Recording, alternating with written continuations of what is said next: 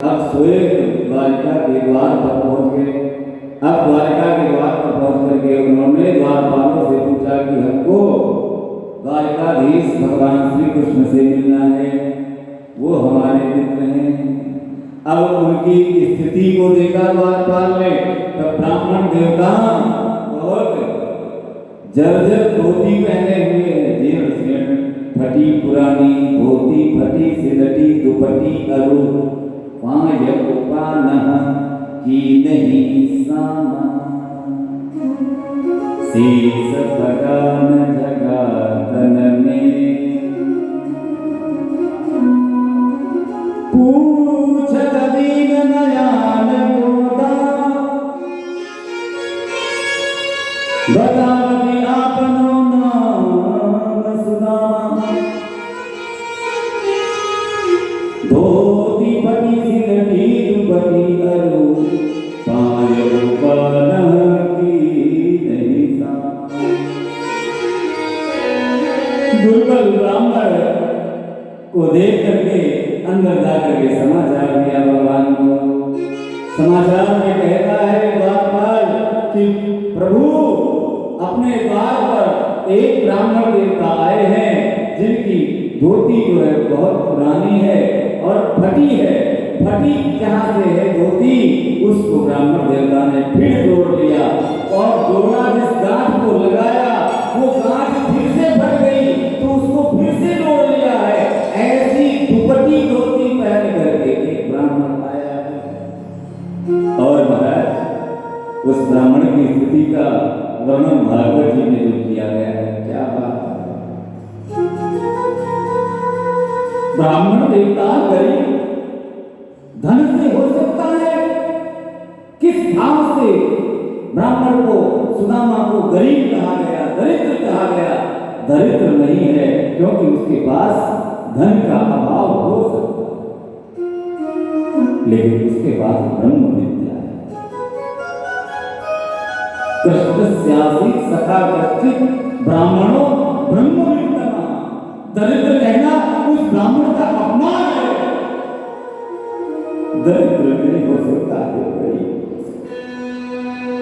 उसकी जो कुटिया है, उस कुटिया में जो परिवार रहता है, उसके पास भोजन के लिए अभाव हो सकता है, लेकिन कृष्ण के प्रति जो समर्पण है उसका कोई तोड़ नहीं।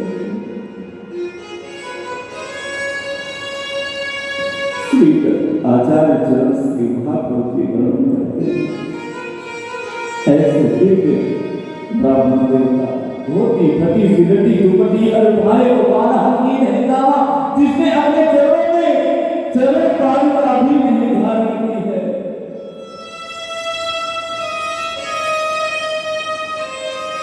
सड़क पर चलते चलते चलते चलते उसके पैरों में जो छाले पड़ गए हैं, उसकी बीमारियां हो गई हैं, उनमें से रक्त गमन हो रहा है, कांटे लग गए हैं।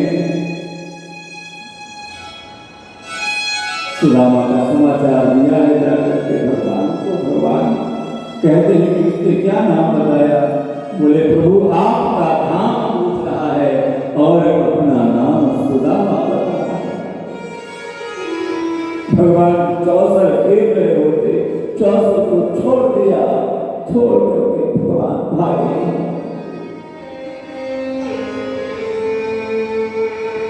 द्वार पर पहुंच करके भगवान के कंठ से अब सुदामा को लेकर के भगवान अंदर आ रहे हैं। जो भगवान के महल में बिछाए रहे उस पर चलने से संकोच कर रहे हैं। श्री सुदामा, मेरे मित्र का आंगन गंदा न हो जाए, धूल दूषित हमारे पैर, उनमें लगी हुई मिट्टी, उनमें लगा हुआ गोबर, सब इधर उधर उसका जो बना बनाया सुंदर महल है वो मैला कुचैला न हो जाए। भगवान श्याम सुंदर ने अपने निज आसन पर आरूढ़ किया ब्राह्मण देवता को और कहा कि परात लाओ, जल लाओ, भगवान के पाद प्रक्षालन किए जाएंगे। ब्राह्मण देव है, ब्राह्मण देव की पूजा करने के लिए परात आई और जल आया उसके पहले भगवान स्वयं झुक करके ब्राह्मण देवता को जल अपने नेत्रों से बहाकर पानी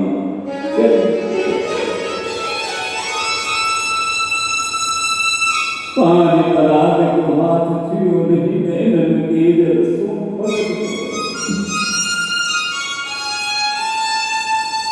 भगवान ने अपने मस्तक को रख दिया अपने चरणों में और इतना रोए कि जब तक बारात आई भगवान के आंसुओं से ही सुदामा के चरण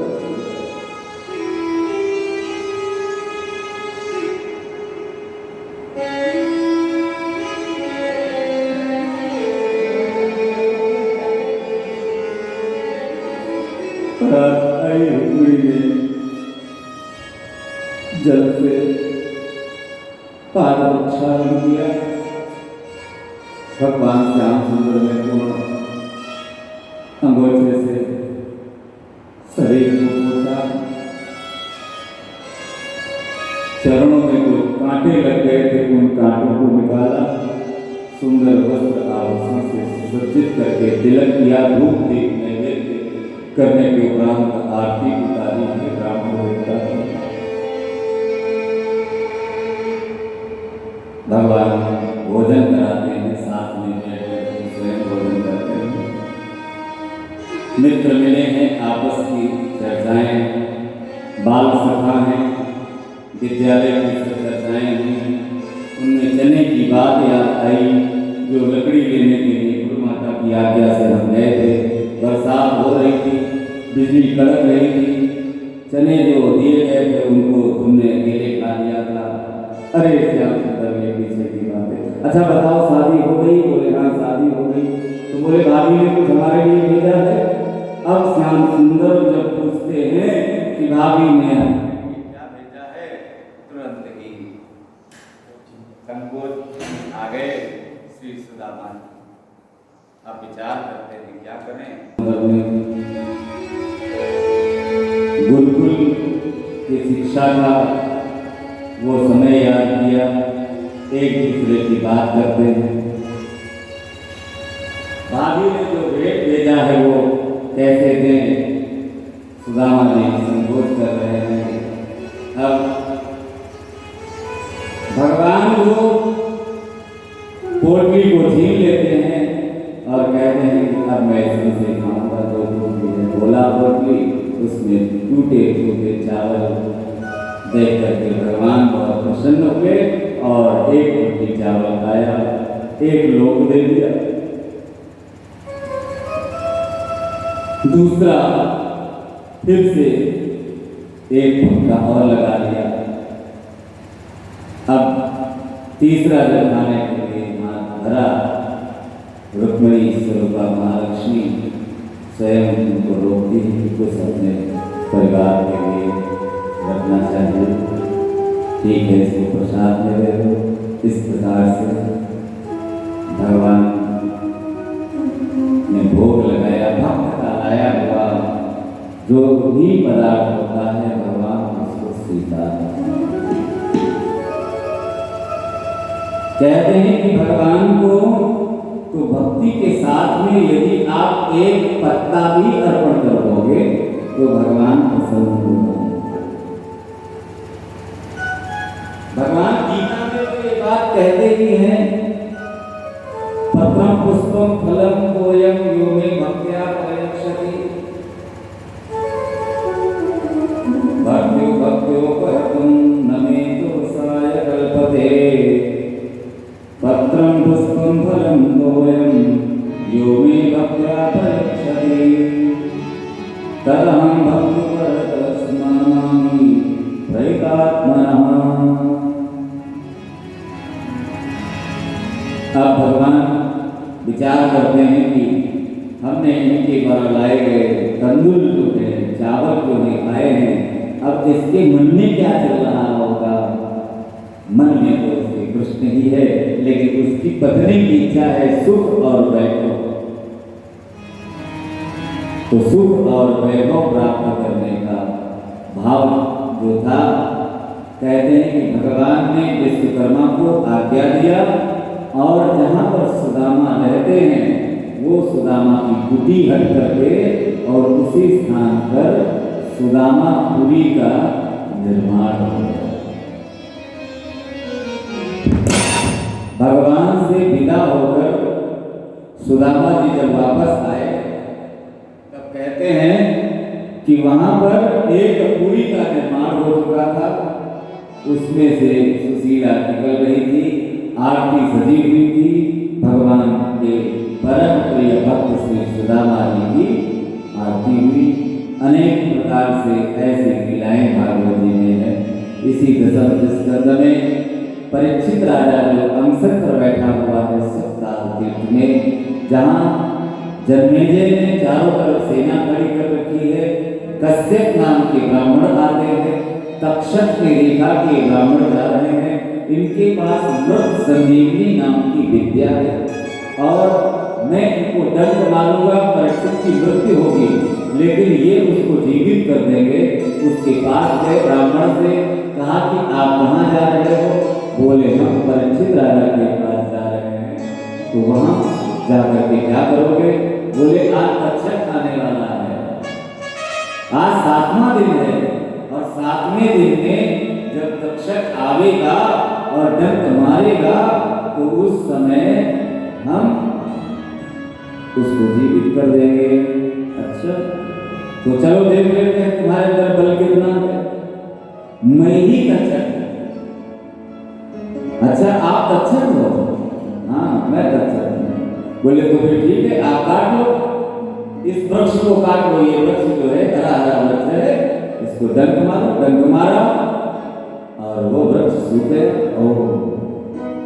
अब कश्यप नाम के ब्राह्मण ने विचार किया कि अब हमको जल का छिड़काव करना चाहिए। जल लिया और मंत्र बोला, संजीवनी मंत्र बोल करके और छोड़ा। और जैसे ही छोड़ा वैसे ही वो वृक्ष हरा हो गया, वृक्ष हरित हो गया। तक्षक संशय में पड़ गया, विस्मित हो गया, चकित हो गया, अब क्या करूं? तब उस समय तक्षक ने विचार किया कि इसको वहां उपहार मिलेगा, बहुत सारी भेंट मिलेगी, इनको हम कुछ भेंट दे देते हैं। तो भेंट देने के लिए कहा कि तुम यहाँ की मिट्टी हटाओ। मिट्टी हटाया तो सब सोना ही सोना हो गया। मिट्टी हटाते ही स्वर्ण हो गया। स्वर्ण मुद्राओं को ढोने लगा। उतने में तक्षक ने मच्छर का वेश बना करके माली जा रहा था फूल देने के लिए। अब जो सेना खड़ी हुई है, स्वयं वो के द्वार पर जन्मेजय खड़ा है जो परीक्षित राजा का पुत्र है। वो तलवार लेकर के खड़ा है, नग्न तलवार है हाथ में, कब सर्प आए और कब उसको मार दें। लेकिन माली जा रहा है फूल लेकर के, उसमें उनके का रूप बना करके बैठ गया और परीक्षित ध्यानावस्था में बैठे हुए हैं। सुखदेव जी की विदाई हो रही है, सुखदेव जी जाने को हैं और सुखदेव जी जब जाने लगे तब परीक्षित राजा का जो बेटा जन्मेजय है, जन्मेजय ने आकर के आचार्य सुखदेव जी से कहा, गुरुवर आपके द्वारा सुनाई गई श्रीमद् भागवत जी की कथा को श्रवण कर लेने से हमारे पूज्य पिताजी को मोक्ष मिला या नहीं मिला, ये हम लोग कैसे जानेंगे?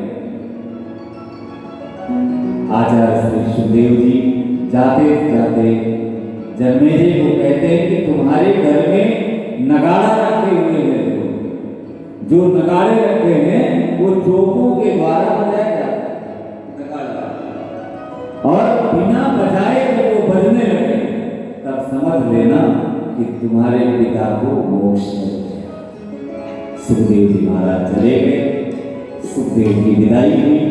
उसके बाद गुणके का रूप बना करके जो तक्षक आया हुआ है, परीक्षित को ध्यान अवस्था में बैठे हुए हैं, उनको तो अब कोई शरीर और आत्मा और परिवार, पत्नी, बच्चे, राज्यपाट, यहाँ कोई ध्यान ही नहीं।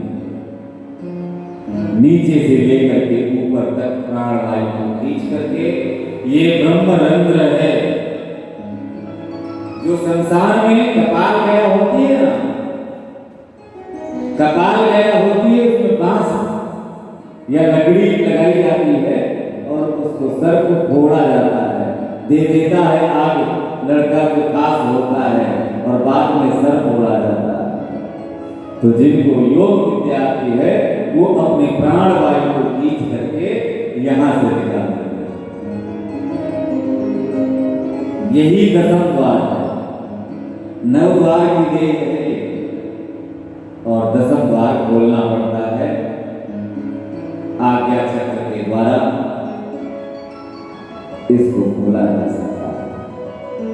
लेकिन ऐसे प्रयास कभी मत करना जब तक इसका जानने वाला कोई अच्छा गुरु न हो। खासकर टीवी पर देख रहे लोगों को मेरा नैन सारा से ये संदेश है कि ऐसे अभ्यास को कभी मत करना जिसमें आपके जान पर बन किया जाए। तो सुखदेव जी चले गए, जन्मेजय मुख्य द्वार पर खड़ा हुआ है। पुष्प देने वाला माली आया, हाथ में जब फूल दिया, ऐसे बैठे हुए परीक्षित राजा ध्यान अवस्था में बैठे हुए नारायण का ध्यान कर रहे हैं। सांस को ऊपर पूरी तरह से खींच लिया, शरीर रह गया है। पुष्प में बैठा हुआ तक्षक असली रूप में आकर के डंक मारता है और शरीर जो है ये लुढ़क जाता है और शरीर के लुढ़कते ही नगाड़े जो है वो बजते हैं वहाँ। और जन्मेजय दौड़ करके आता है परीक्षित के पास, अपने पिता को मृत पा करके सोचता है कि तक्षक आया तो आया कहाँ से। जैसे चाहे जितनी आप व्यवस्था कर लीजिए लेकिन मृत्यु तो आएगी आएगी। मृत्यु तो आनी है, चाहे जितनी दवा हो, चाहे जितनी वैक्सीन बने, लेकिन मौत की कोई दवा नहीं। और जहां जिंदगी है मौत वही है। सत्यम जी, जहां जिंदगी है वही मौत है। मौत तो कभी मौत नहीं होती, जिंदगी कोई मौत होती। तो जिसका जीना हुआ है मरना उसका निश्चित है। शरीर ये छूट गया, शरीर का अंतिम संस्कार किया जन्मेजय ने। उसके बाद सर्प सत्र किया, सर्पों की आहुतियां पड़ने लगी। इंद्र के सिंहासन में जाकर के तक्षक छिप गया। मंत्र बोले जा रहे हैं। जन्मेजय ब्राह्मणों के पास आता है, कहता है इतने मंत्र बोला आपने, अनेक प्रकार के सर्प लाल पीले नीले काले आकर के गिरे, लेकिन असली जो तक्षक है वो अभी तक नहीं आया है। तुम लोग सही मंत्र नहीं बोल रहे हैं। सही मंत्र बोलो, कठोर मंत्र जाप करो, तभी हमारा शत्रु आवेगा। कठोर मंत्र का जप किया, सिंहासन के सहित तक्षक यज्ञशाला में आ गया। और उसके बाद में ब्राह्मणों ने विचार किया कि यदि ये आहुति दे दी गई तो सर्प योनि समाप्त हो जाएगी। इसलिए ब्राह्मणों से दक्षिणा के लिए राजा ने जब कहा, तब वो ब्राह्मणों ने दक्षिणा में वही अंतिम आहुति मांगी। जन्मेजय ने कहा कि ठीक है, मैं सर्प योनि समाप्त नहीं करना चाहता हूं, लेकिन मैं उसका दर्शन अवश्य करना चाहता हूं जिसने हमारे पिता को डंक मारा, जिसके कारण हमारे पिता की मृत्यु हो गई। मैं उस तक्षक का दर्शन करना चाहता हूं। गुरु महाराज बृहस्पति जी ने आज्ञा दिया। सिंहासन में लेटा हुआ तक्षक जो था वो बाहर आता है, अपने असली रूप में आकर के जन्मेजय को आशीर्वाद देता है। कहते हैं कि आस्तेय मुनि और जन्मेजय मुनि का नाम जो लेता है उसके पास सर्प नहीं आते। ये मंत्र जो बंध लगाने वाला और झाड़ने वाला जो मंत्र होता है सर्पों का, वो आस्तिक मुनि का ही जब मेले बनते हैं तो ऐसे सर्व सत्य करने के बाद में गुरुओं का सबका आशीर्वाद लिया। परीक्षित राजा को मोक्ष गति प्राप्त हो गई। कहते हैं कि भागवत कथा तो कभी पूरी नहीं हो सकती है। भागवत कथा को केवल विश्राम दिया जाता है और आज वो स्थिति हो गई है कि हम लोगों का भी अब कुछ समय का ही सत्संग यहाँ का शेष है और उसके बाद सबको अपने अपने कार्य में लगना है। ये पावन दिव्य अनुष्ठान नाभिगया क्षेत्र नैमिषारण्य में हो रहा है। इसके मनोरथी स्नान परिवार में वो आनंद भाई, सुधा बहन, आशीष और सोहम परिवार, अमीन परिवार, उन्होंने अपने पूज्य माताजी पिताजी के नाम से ये नैमिषारण्य में श्रीमद् भागवत ज्ञान यज्ञ जप यज्ञ का आयोजन अनुष्ठान के रूप में श्रीनाथ जी की हवेली जी के प्रांगण में कराया।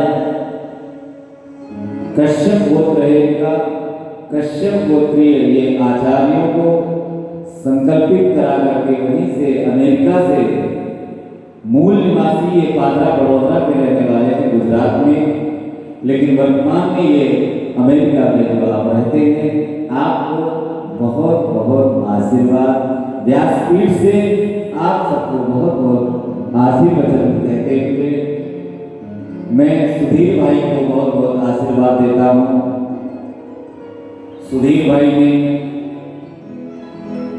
बहुत साथ दिया है और निकट भविष्य में बहुत साथ देंगे और आज मैं उन सभी लोगों को आशीर्वाद देना चाहता हूँ व्यासपीठ से, जिन्होंने नाभिगया क्षेत्र नैमिषारण्य में किसी भी प्रकार से दान करके सहयोग किया है।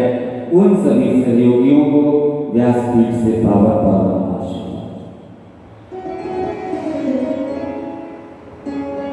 व्यासपीठ से मैंने कल जिन लोगों के नाम लिए थे उन सबको पुनः सबको आशीर्वाद देते हुए मैं नाभिगया क्षेत्र नैमिषारण्य में स्थित श्रीनाथ जी हवेली के निर्माण के लिए आज आप लोगों से कुछ निवेदन करना चाहता हूँ। आप सब जानते हैं जो लोग यहाँ आए हुए हैं, हमारा एक संकल्प है और हमारा जो संकल्प है वो छोटा संकल्प नहीं है। संकल्प हमारा बड़ा है क्योंकि हमारे भगवान बड़े हैं। वैसे तो छोटा बड़ा कहना ही अपराध है, भगवान सब एक जैसे हैं, लेकिन हमारी जो मानसिक धारा है, जो संकल्प की धारा है, वो संकल्प में 108 कमरों का निर्माण कराना। श्रीनाथ जी प्रांगण में एक 70 बाई 150 का सत्संग हाल बनाना, 40 बाई 40 का कमल चौक बनाना, ये तो निर्माण हो गया। कमल चौक का निर्माण हो गया, हवेली जी का निर्माण हो गया। 108 कमरों में लगभग 35 कमरे बन चुके हैं, क्योंकि 35 नाम प्रकट हुए थे 3 नामों से।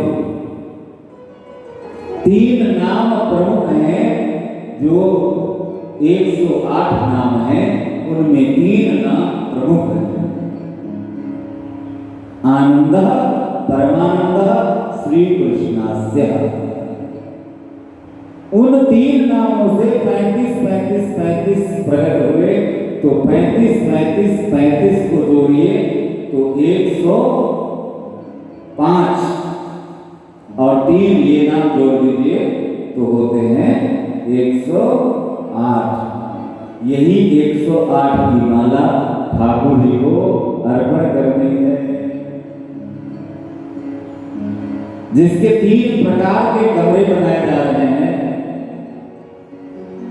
पहले प्रकार में एक ग्रुप है जिसमें 4,51,000 रुपए की धनराशि सेवा राशि दे करके आप अपने अथवा अपनों के नाम से ये निर्माण कार्य करा सकते हैं। बी ग्रुप में 3,51,000 रुपए की सेवा दे करके अपने पूर्वजों के नाम से अथवा अपने नाम से भवन बना सकते हैं। सी ग्रुप में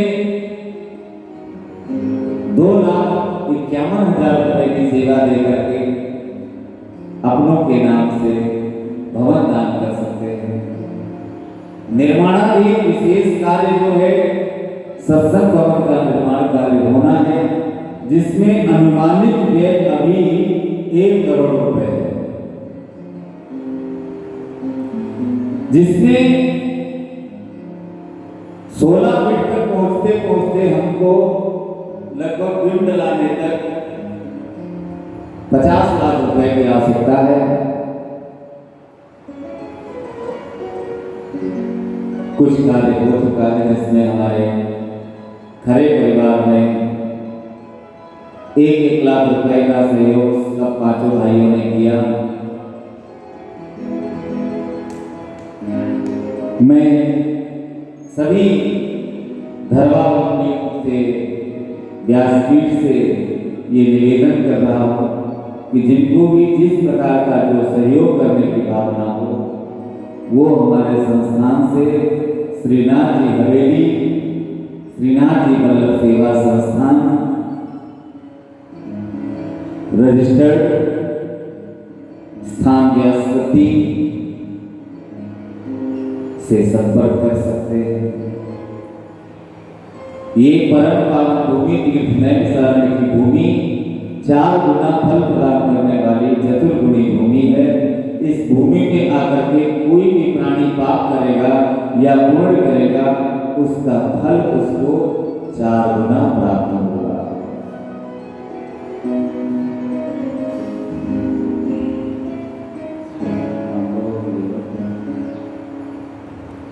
अभी आप सबने रामचरित्र को श्रवण किया था। भूमि में आप कुछ भी दान करोगे तो ये 4 गुना आपको वापस मिलने ही वाला है। तो अभी अपने नाभि के क्षेत्र नैमिषारण्य में जो कथा को श्रवण किया, मैं समझता हूं कि ये 7 तरीकों। हाँ, यदि इसका मूल पाठ किया जाए तो 7 दिन में पाठ हो सकता है, क्योंकि पाठ ही पूरा हो सकता है। इसीलिए जब भागवत कथा कहीं पर भी होती है तो वहां पर मूल पाठ करने वाले आचार्य को बिठाए जाते हैं, जिनको हमारी भाषा में पोथी कहा जाता है। भागवत जी ना पाठ बाटला प्रोग्राम जूना लोगों करे છે ना એટલે કરે છે તેના શ્રી મસ્તક પર શ્રી ઠાકોરજીના વરદ હસ્ત થાય છે।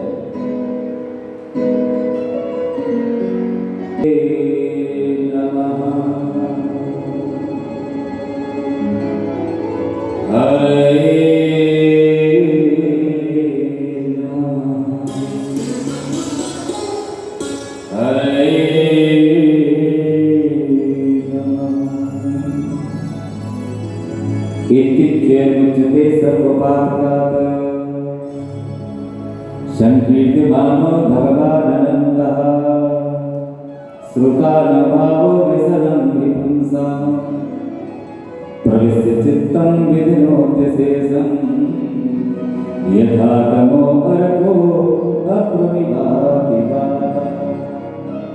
मृदा गिरसा यस्तीरसप्यथा न तत्ते भगवान् दोषः तदेव सत्यं तद्वैव मंगलम् तदेव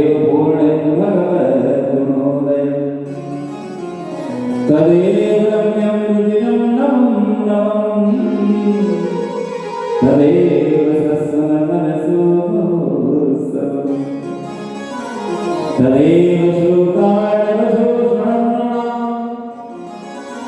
यदुत्तमश्लोकयसो नुगीयते न तत्तश्चित्रपदं हरेर्यसो जगत्पवित्रं प्रगणेत तद्वाक्तीर्थं दधुहन्तसेवितं यत्राच्युतं तत्र हि साधवो सवावितयो जगदागसप्लवो यस्मिन् प्रतिष्ठो मध्यवर्तति नामानन्यस्य संकितानि शृण्वन्ति गायन्ति गृह्णन्ति साधवः नैष्कर्म्यम् अप्यच्युतभाववर्जितं न शोभते ज्ञानबलं निरञ्जनं कुतः पुनः सत्स्वरपुत्रम् ईश्वरेण यर्वितं कर्मयेदं विमुक्तम् यशः श्रियादेव परिश्रमः वर्णः समाचारदासुदारिषु अविस्मृतिः श्रीधरपादपद्मयो गुणानुपादश्रवणादिविरहरेण अविस्मृतिः कृष्णवदारविन्दयो क्षिणोक्तिमुद्राणि समन्तनोदिशम् सत्त्वस्य शुद्धिं परमात्ममुक्तिं ज्ञानं च विज्ञानविरागयुक्तं यूयं त्रिजाग्रपदगोरिभागाय च तथातं निखिलात्मभूतं नारायणदेवमीशम् अजस्रभावामृतामिवेश्य अहं च संस्मारित आत्मतत्त्वं सुतं पुरावेकवर्षगत्रा प्रायोगवेदेन पदेह परिचिता सरस्य श्रीणां मातां च स्वर्णोदाम् एतद्वाक्यं विप्राः तत्रैवोरकर्मणः महात्म्यं वासुदेवस्य सर्वनशुभविनाशनं या एव श्रावय नित्यं यावक्षणमनन्यतीह श्रद्धावान् सूर्यात्मनात्यात्मानमेव सः द्वादश्यां एकादश्यां वासवन्यायस्य नामके पठति लक्ष्मणप्रतस्ततो भवति पातकी पुष्करे मधुरायां यथात्मा उपोषितपितामेवां पठित्वा मुच्यते भयात् देवतावनयः सिद्धा पितरो मनोरमा यच्छन्तिकामान् दृढता स्वर्णतो यस्य कीर्तनं ऋषो यदुंसिसाय दिजो नित्यानविन्दते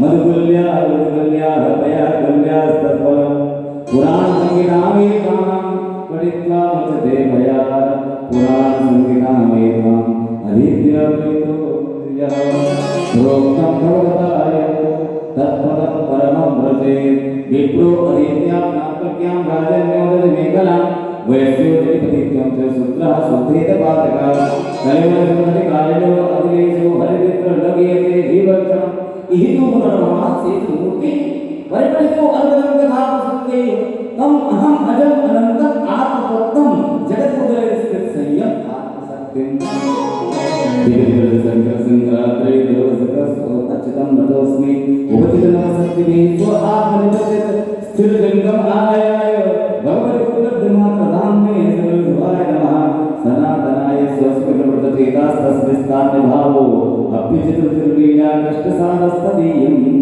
पितृकृपयाय स्तुत्वोदीपं पुराणं तम् अखिलविलग्नं व्याससूनुं नतोऽस्मि व्याससूनुं नतोऽस्मि व्याससूनुं नतोऽस्मि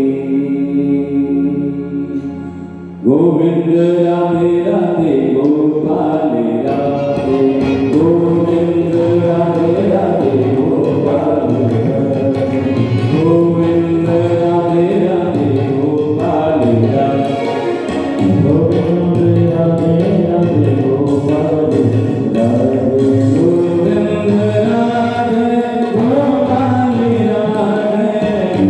गोविंद राधे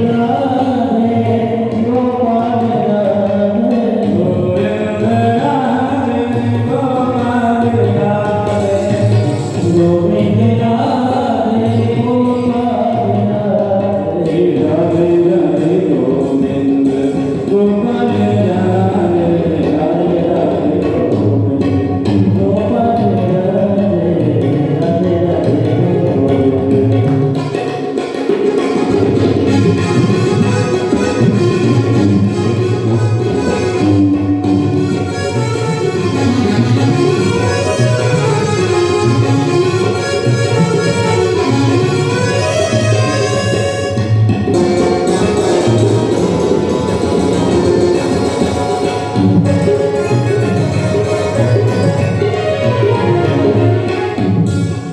वल्लभ श्रीनाथ भजो राधे गोविंदा वल्लभ श्रीनाथ भजो राधे गोविंदा वल्लभ श्रीनाथ भजो राधे गोविंदा वल्लभ श्रीनाथ भजो राधे गोविंदा द्वारिकानाथ भजो राधे गोविंदा द्वारिकानाथ भजो राधे गोविंदा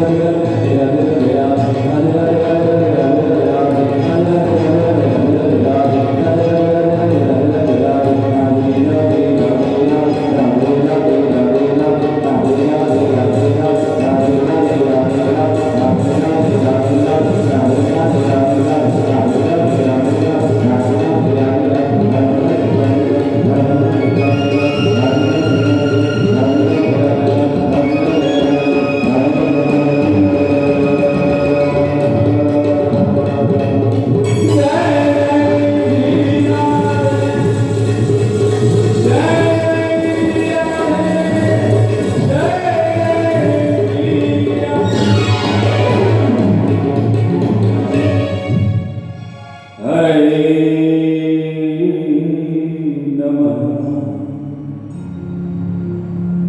हरे नमः हरे नमः। दो श्लोक हमारे आप साथ में बोलिए। व्यासाय विष्णु रूपाय व्यासाय विष्णुरूपाय व्यासरूपाय विष्णवे व्यासरूपाय विष्णवे नमो वै ब्रह्मविदये नमो वै ब्रह्मविदये वासिष्ठाय नमो नमः वासिष्ठाय नमो नमः। नाम संकीर्तनं यस्य नाम संकीर्तनं यस्य सर्वपापप्रणाशनं सर्वपापप्रणाशनं प्रणामो दुःखशमनस्तं प्रणामो दुःखशमनस्तं नमामि हरिं परं नमामि हरिं परं नमामि हरिं परं।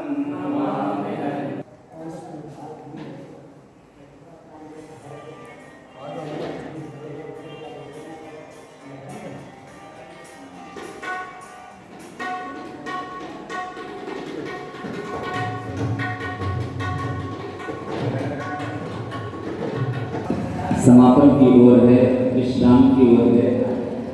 तो भी आज सभी भगवत ग्रंथ जितने भी हमारे भक्त लोग हैं विज्ञान के माध्यम से, यूट्यूब के माध्यम से इस कथा को सुन रहे हैं, उन सभी मनोकामनाएं ठाकुर जी पूर्ण करें, सभी की मनोकामनाएं पूर्ण हो। और जो नैमिषीय हमारे सहयोगी हैं उन सबको भी बहुत बहुत बहुत आशीर्वाद देते हुए, हमारे क्षेत्र के हमारे सहयोगी लोग उन सबको भी बहुत बहुत आशीर्वाद देते हुए आइए हम कथा को अब विश्राम की ओर लेकर के चल रहे हैं। तो अपने लोगों को भगवान का स्मरण करते हुए अपने घर की ओर चलना है। तो भजन कीर्तन स्वाध्याय जीवन में हमारे आपके होना चाहिए। भागवत का यही संदेश है। कृष्ण भगवान को प्रणाम करते हुए, वल्लभादेव जी को प्रणाम करते हुए, वेदव्यास जी भगवान को, पराशर ऋषि को, वशिष्ठ ऋषि को, कश्यप ऋषि को, हनुमान जी महाराज को, स्वयंभू मनु और महारानी सतरूपा जी को और भोलेनाथ जी को, आशुतोष भगवान शंकर जी को प्रणाम करते हुए, भगवान राम को, लक्ष्मी नारायण भगवान को प्रणाम करते हुए, समस्त संतों के श्री चरणों में बारंबार प्रणाम करते हुए, कोटिशः वंदन करते हुए, उन ब्राह्मणों को, ऋषियों को, आचार्यों को, सभी को प्रणाम करते हुए पुनः हम आप सब अभी 19 नवंबर से ये नैमिषारण्य में वार्षिक उत्सव हमारा 23वां वार्षिक उत्सव होगा। विगत 22 वर्षों से होता चला आ रहा है और 19 नवंबर से 25 नवंबर पर्यंत ये श्रीमद् भागवत पारायण महायज्ञ का आयोजन होगा, जिसमें आप सभी लोग अभी से सादर आमंत्रित हैं। सभी को जिनका मैंने नाम लिया और जिनका नाम मैंने नहीं लिया, उन सभी लोगों को वंदन करते हुए और छोटे लोगों को हमारा प्यार भरा आशीर्वाद, स्नेह और हमारे संगीत पर हमारे दोनों छोटे भाई दोनों को बहुत बहुत आशीर्वाद। बहुत अच्छा समय व्यतीत हुआ आप लोगों के साथ में। ये व्यासपीठ से मैं कह रहा हूँ, बहुत अच्छे भाव से आपने सेवा किया और हमारे ध्वनि प्रसारण वाले हमारे भैया, उनको भी साधुवाद धन्यवाद। और हमारे समस्त आचार्य जो लोग यहाँ आए हुए हैं, सभी का हार्दिक अभिनंदन और स्वागत। हमारे कार्यकर्ताओं में गोपाल जी, हमारे सूरज मामा, हमारे अशोक जी और हमारे बहुत प्यारे दुलारे सभी भाई बंधु, सभी लोगों को आशीर्वाद। हमारे गौतम जी, हमारे गोविंदा जी, सभी को पावन पावन आशीर्वाद। हमारे पांडे जी, विशाल जी और अभिषेक सेठ जी, जिन जिन लोगों ने यहाँ सेवाएं दी हैं उन सभी को आशीर्वाद देते हुए हमारे प्रिय सखाओं को भी आशीर्वाद है। नाम किसी का न लेते हुए पूरे नगर के हमारे जितने भी अपने सगे संबंधी हैं, मित्रगण हैं, उन सबके लिए शुभकामनाएं देते हुए भगवान भागवत जी को प्रणाम करते हुए भगवान भागवत जी से हमारा विशेष एक अनुरोध है कि अपनी कृपा सदा सर्वदा यूं ही बनाए रखें, हमारे ऊपर बरसाए रखें। हम सभी संतों को, महंतों को